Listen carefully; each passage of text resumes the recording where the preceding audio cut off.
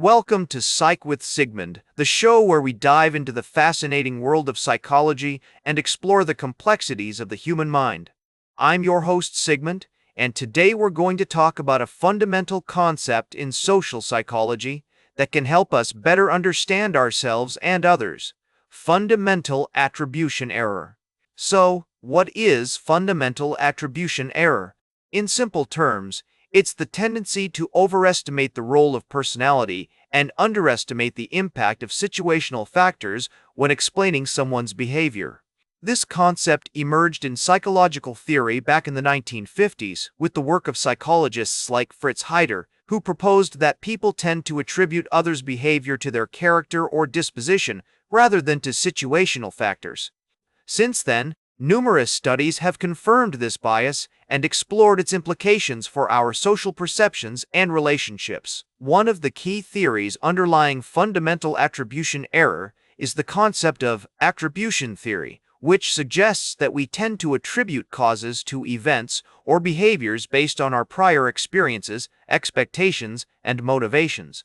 When it comes to others' behavior, we often rely on mental shortcuts, such as assuming that their actions reflect their character or personality traits. Research has shown that this bias can lead to errors in our social judgments, particularly when we're dealing with people from different cultural backgrounds or in unfamiliar situations.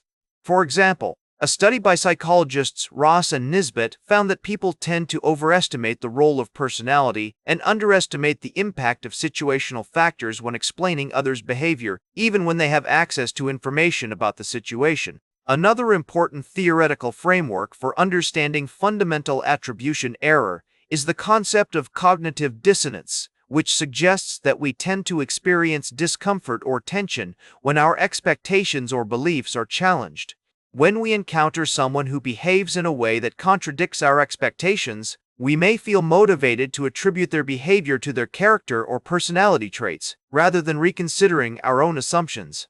Recent research has also explored the neural basis of fundamental attribution error, using techniques like functional magnetic resonance imaging, fMRI, to examine brain activity when people make attributions about others.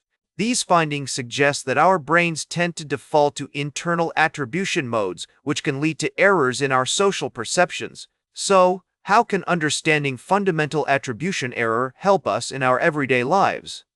For one, it can improve our relationships by encouraging us to consider the situational factors that might be influencing someone's behavior. By recognizing that people's actions are often shaped by context rather than just their personality, we can become more empathetic and less judgmental.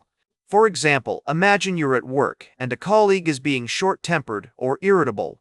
Instead of assuming they're just a grumpy person, you might consider the possibility that they're under stress or dealing with personal issues. By taking this more nuanced perspective, you can respond in a more supportive and understanding way rather than simply reacting to their behavior. Additionally, being aware of fundamental attribution error can help us navigate social situations more effectively, as we learn to take into account the complex interplay between internal dispositions and external factors. In therapeutic settings, recognizing fundamental attribution error can also be beneficial, as cognitive behavioral therapists often work with clients to challenge their negative attributions about themselves or others, helping them develop more balanced and nuanced perspectives. One interesting example of how fundamental attribution error plays out in real life is the famous Stanford prison experiment, conducted by Philip Zimbardo in 1971.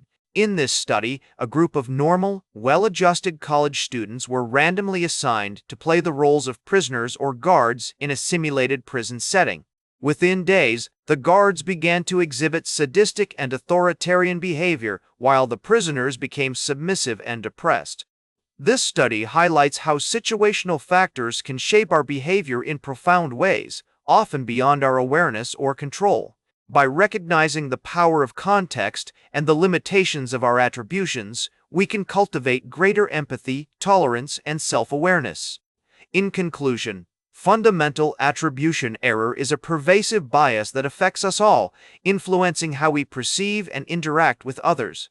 By understanding this concept and its underlying theories, we can become more mindful of our own thought processes and develop more nuanced perspectives on human behavior. So, the next time you encounter someone who's behaving in a way that seems puzzling or annoying, take a step back and consider the situational factors that might be at play. Remember that people are complex and multifaceted, and their actions often reflect a mix of internal dispositions and external influences. Remember to like, share, and subscribe, and until next time, may your ego find balance between pleasure and reality.